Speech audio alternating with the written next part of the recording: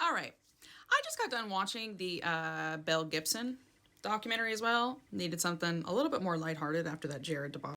And I have a few things I want to say. Number one, what she did was horrible, right? Absolutely horrible. She took advantage of people in like the most heartbreaking, desperate situation ever, right? People who were literally facing death. She definitely defrauded them. And she defrauded a lot of charities. Horrible stuff. Horrible person. Not going to argue that. However, the whole time I was watching this and looking at her social media and what she was saying and doing, it was very obvious to me that this was a scam. Like, this woman, nothing that she was posting was in line with the story that she was telling. Every appearance she made, the way she was speaking, the way she looked, her photo shoots, everything that was going on around this woman screamed the opposite of cancer.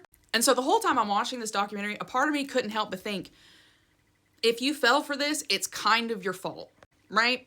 Because anyone who was looking at the actions versus the words, it was very apparent. And in the documentary, you hear that, right? Like, there's a journalist whose wife had gone through terminal brain cancer, and he was watching this and he went, no, this, like, her actions don't align with the story she's telling. This can't be true.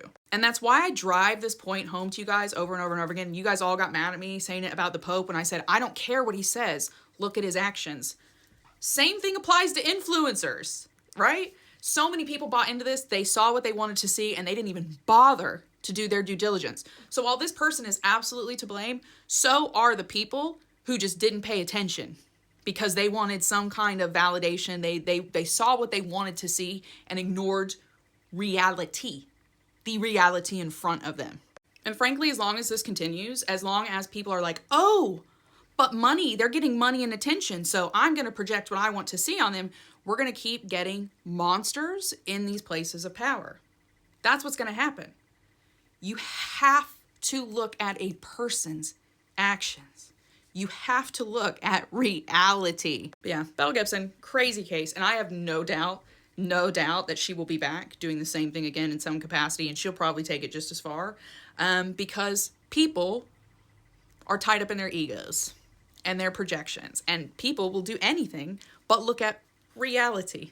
So, actions and words, they should match.